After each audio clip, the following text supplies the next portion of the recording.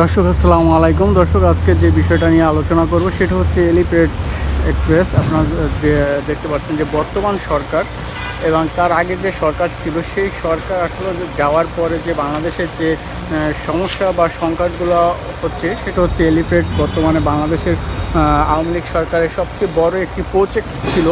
যে প্রজেক্টটি আপনারা জানেন যে মতিঝিল কমলাপুর থেকে বাংলা মোটর, কারণ বাজার, হাতিঝিল এবং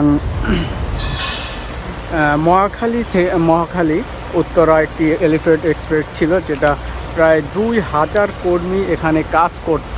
তো আওয়ামী লীগ সরকার পতন হওয়ার পরে কিন্তু সেটা একটি হুমকির মুখে আসলে পড়ে গেছে। সবচেয়ে আওয়ামী লীগ সরকারের বর্তমানে সবচেয়ে বড় বাজেটের একটি প্রজেক্ট, সেই প্রজেক্টটি কিন্তু আসলে হুমকির মুখে পড়ে গেছে। বিশাল একটি বাজেট ছিল এই এলিভেটেড নিয়ে। সেই বাজেটটা কিন্তু আসলে এখন এই মুহূর্তে এখানে যে 2000 কর্মী ছিল, 2000 শ্রমিক, সেই শ্রমিকরাও কিন্তু আসলে হুমকির মুখে পড়ে গেছে। আপনারা জানেন যে এখানে 2000 কর্মী কাজ করতো এই এলিভেটেডে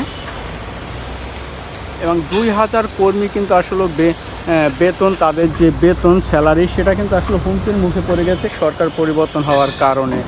কিন্তু এই মুহূর্তে সেই 2000 শ্রমিকের জায়গায় বর্তমানে আপনারা জানেন দর্শক 2000 শ্রমিক এখানে কাজ করতো, কিন্তু সরকার পরিবর্তন হওয়ার কারণে কিন্তু আসলে তাদের স্যালারিটা কিন্তু আসলে অনিশ্চিত হয়ে গেছে, যার কারণে কিন্তু এই এলিভেটেড কিন্তু এখন কার্যক্রম প্রায় বন্ধর মতো অবস্থা। এবং এখানে সেই 2000 থেকে সব শ্রমিক কিন্তু চলে গেছে। মাত্র 150 শ্রমিক কিন্তু এখন পাহারা বা দেখাশোনার জন্য 150 শ্রমিক এখানে এই এলিভেটেডে কাজ করতেছে। দর্শক, তো এখন বর্তমান যে সরকার আছে সেই সরকার যদি আসলে এই বড় প্রজেক্টগুলো, যদি বাংলাদেশে যত বড় বড় প্রজেক্ট আছে সেই প্রজেক্টগুলো যদি বর্তমান সরকার যদি এগুলো কাজ শুরু করে, তাহলে বাংলাদেশের জন্য এবং দেশের জন্য কিন্তু খুব ভালো একটি দিক হবে এবং ভালো একটি কাজ হবে। তো আমরা সেই অপেক্ষায় আছি যে বর্তমান যে সরকার সে এই কাজগুলো আসলে কবে থেকে এই কাজগুলো আবার নতুন করে শুরু করবে এবং এই কাজগুলো তুলে দিবে।